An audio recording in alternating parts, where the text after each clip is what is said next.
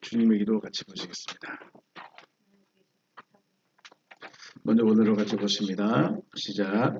하텔 헤몬 호엔 토이스 우라노이스 하기아스테토 토 오노마스 엘데토 헤 바실레이아스 게네데토 토 델레마스 호스 엔 우라노 카이 에피테스게스 톤 알토네몬 톤 에피우시온 도스 에민 세메론 카이 아페스 에민 타 오펠레이마타 헤몬 호스 카이 헤메이스 아페이멘 토이스 오펠레이타이스 헤몬 카이 메 에이세네케스 헤마스 에이스 페라스몬 알라 울사이 헤마스 아포트 포네르 호티 소 에스틴 헤 바실레이아 카헤 디나미스 카헤 독사 에스투스 아이오나스 아멘.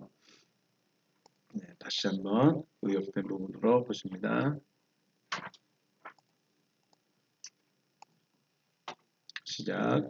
하늘뜰 안에 계신 우리 아버지, 당신의 이름이 거룩히 여김을 받으시오며 당신의 나라가 임하시오며 당신의 뜻이 하늘 안에서와 같이 땅 위에서 이루어지게 하옵소서. 오늘날 우리에게 위에 있는 우리의 양식을 주시옵소서. 그리고 우리가 우리에게 빚진 자의 빚을 사하여 준 것 같이 우리의 빚을 우리에게서 사하여 주시옵소서. 우리를 시험에 들어가게 하지 마시고 다만 악으로부터 우리를 구하시옵소서. 왜냐하면 그 세대는 당신의 나라이며 능력이며 영광이기 때문입니다. 아멘. 네, 오늘 말씀 누가복음 2장 말씀입니다. 누가복음 2장 11절부터 봅니다. 11절에서 14절 말씀 우리 제가 봉독하고 같이 읽겠습니다.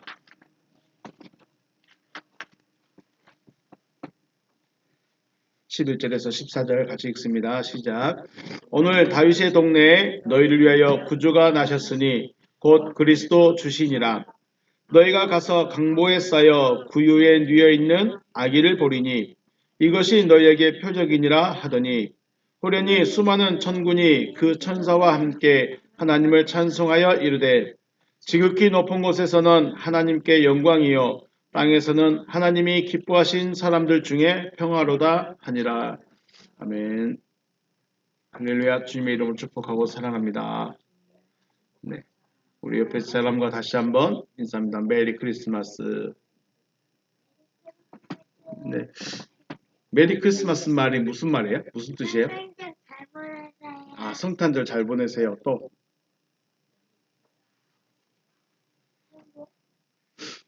메리는 뭐 기쁨을 표현하는 말이고요.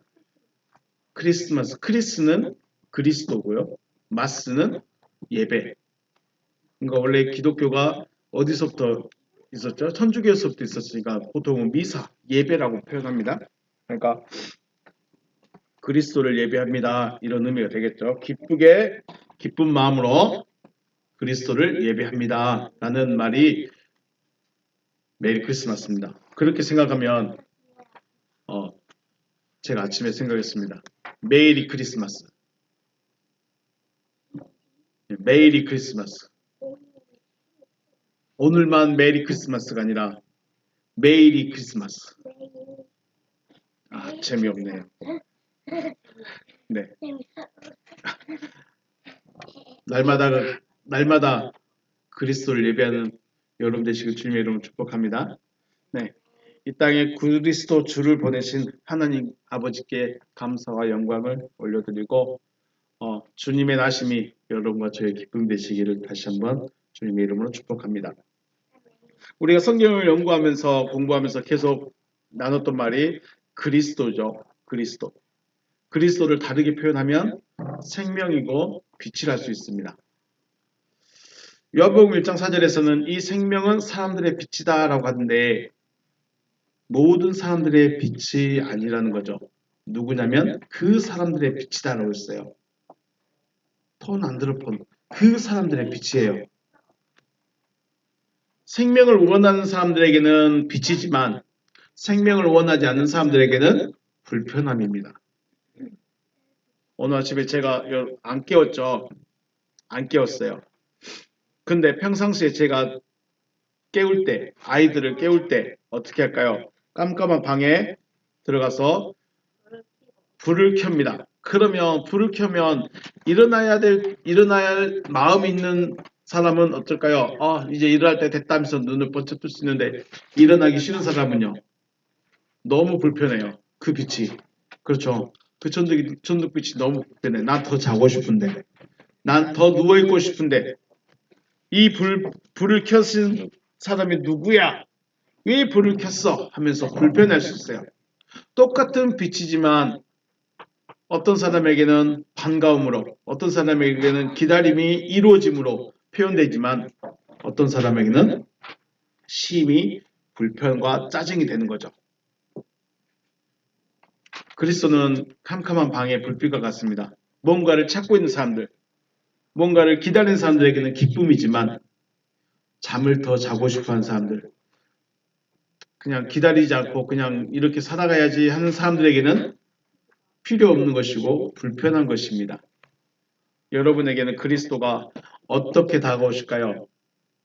그리스도가 여러분에게는 기쁨으로 다가오십니까? 아니면 불편으로 다가오십니까? 그리스도의 나심이 모든 사람에게 기쁨이 되었으면 참 좋겠지만 원하지 않는 사람들도 많다는 것입니다. 그래서 오늘 본문에서 기뻐하신 사람들 중에 평화, 여기서 기뻐하는 사람들, 여러분과 저는 그리스도의 나심이 기쁜 일인가? 아니면 별로 관심 없는 일인가? 한번 생각해 보기를 바라겠습니다. 그래서 14절 말씀을 중심으로 두 가지를 생각하겠습니다. 첫째는 가장 높은 곳에 계신 하나님께 영광이다. 그리스도의 나심이 하나님께 영광이랍니다. 우리가 하나님께 영광 돌립니다. 그러면 보통은 박수를 칩니다. 그리고 찬양을 합니다. 하나님 영광 돌립니다.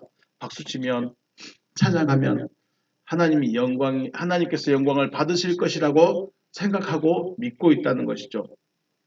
그럴 수도 있을 것입니다. 왜냐하면 구약에서도 악기로 박수치며 찬양하라, 하나님을 높이라 했으니까 하나님이 받아주실 줄로 생각하고 믿고 있을 수도 있습니다. 그럴 수도 있지만 중요한 건 언젠가 말씀드렸죠. 영광이란 독사란 이 말 자체, 뱀 독사 아닙니다. 독사라는 말 자체가 뭐예요? 보여주는 거예요. 나타내는 거예요.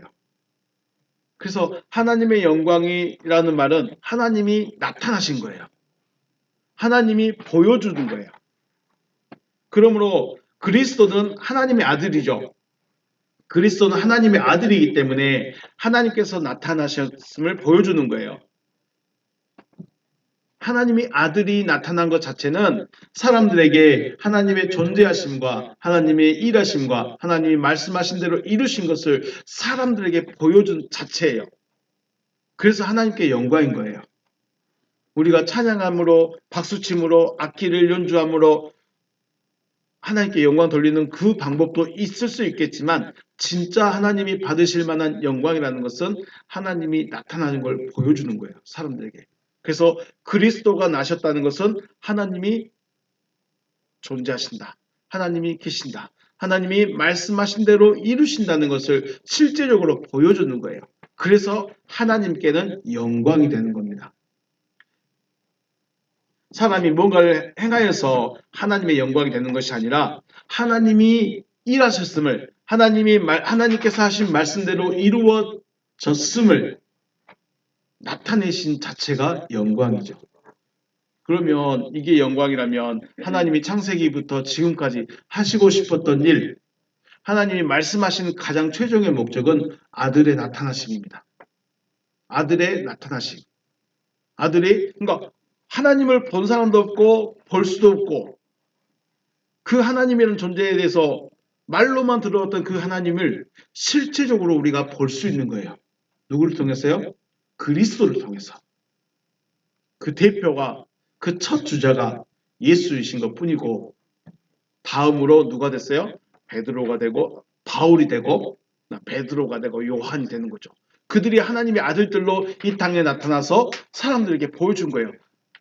하나님의 존재하심을, 하나님이 계심을, 바울이 보여주고 베드로가 보여주고 요한이 보여주고 그럼 지금 이 시대에서는요. 우리는 지나간 역사만 공부하면 돼요. 우리는 예수만 공부하면 돼요. 우리는 예수만 2000년 전에 예수만 바라보면 돼요. 이것이 아니라 지금도 우리가 이 말씀을 가지고 있다면 우리도 아들이 되어져야 된다. 아들이 되어져야 하나님의 영광, 하나님의 현현하심이, 하나님이 살아계심을 보여줄 수 있다는 것입니다. 여러분들도 하나님의 아들들, 그리스도가 되어서 하나님의 살아계심과 하나님의 일하심과 말씀하신 대로 이루심을 보여줄 수 있는 여러분과 제가 되시기를 주님의 이름으로 축복합니다. 네, 둘째는 기뻐하신 사람들 중에 평화라고 합니다. 그리스도의 나심이 중요한 것, 기뻐하심을 받은 사람들의 평화입니다. 기뻐하신 사람들 중에 평화인데 원어에서는 기뻐하신 사람들 안에 평화입니다. 기뻐하는 사람들 안에 평화. 우리가 생각했을 때 이스라엘이 평화로운 나라였을까요? 전쟁이 없는 나라, 평화로운 나라, 화해를 좋아하는 나라 아니에요. 이스라엘 전쟁도 많이 하고요. 싸움도 많이 하고요. 땅도 차지하려고 하고요. 싸움이 많았어요. 1차 세계대전, 2차 세계대전 거치면서 이스라엘은 많이 죽죠. 사람들이요. 평화란 말이 그 나라에 있을 수 있었을까요? 수많은 사람이 죽임을 당한 나라가 이스라엘이에요. 그래서 그리스도를 하나님을 믿는 나라의 사람이 왜 평화가 없을까? 그리스도가 오셨다고 하는데 왜 평화가 없을까? 그러면 교회라고 다 평안할까요? 교회라고 조용할까요? 꼭 그렇진 않는 것 같아요. 그래서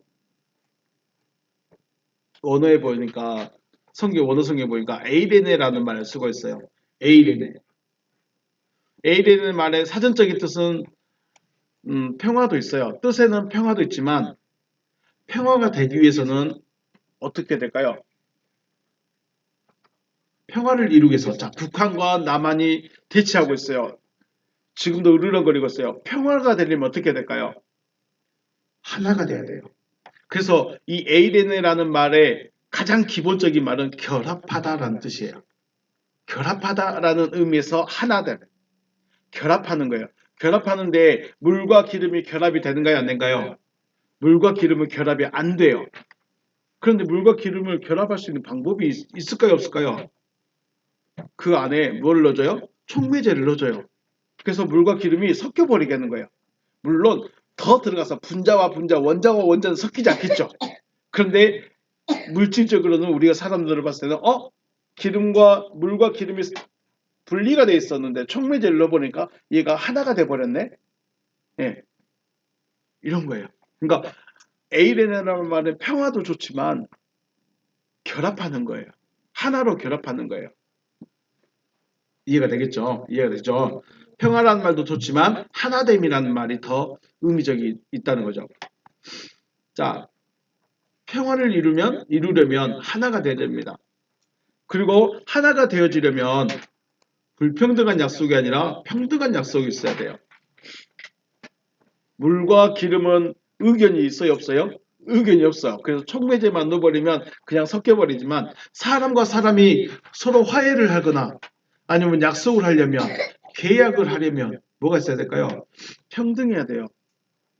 그런데 하나님과 사람과의 관계에서는 이 관계는 계약이 있을까요?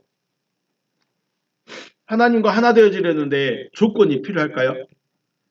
하나님 저한테 돈을 많이 주시면 제가 하나님하고 잘 지내겠습니다. 하나님 저에게 뭔가를 해주시면 저 하나님하고 잘하겠습니다. 이게 조건의 합의문일까요? 하나님이 알았어. 나 너한테 돈을 많이 줄게. 아니면 내가 너 잘 되게 해줄게. 아니면 너를 높은 사람 만들어줄게.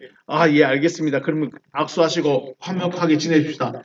하나님하고 이런 조건이 가능할까요? 이런 것은 사람이 생각한 거겠죠. 자, 그래서 기뻐하는 자들 안에서입니다. 기뻐하는 자들 안에서 그리스도의 오심이 기뻐하는 자들 안에서 시작할 때 말씀드렸죠. 빛이 즐거운 사람이 있고 괴로운 사람이 있어요. 전등빛이 반가운 사람이 있고 불필요한 사람, 불편함을 느끼는 사람이 있어요. 그리스도의 나심이 기뻐하는 사람이 있고 불편한 사람이 있다는 거예요. 그리스도의 나심을 기뻐하는 자들은 하나가 되는데 하나님과 평화를 이루는데 동의합니다. 이런 의미를 가진 거죠.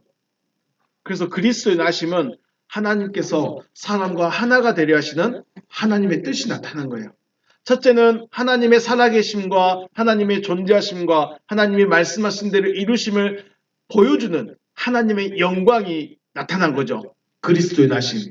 그리고 두 번째는 사람과 하나 되려는 하나님의 뜻이 나타나는 것이 그리스도의 나심입니다. 그래서 우리는 단순히 예수 나셨으니까 감사합니다. 예수 보내주셨어요. 예수를 보낸 거 아니죠. 누굴 보낸 거예요? 그리스도를 보낸 거죠. 그리스도를 보내신 거예요. 그리스도의 나심이 감사합니다. 끝날 일이 아닌 거예요.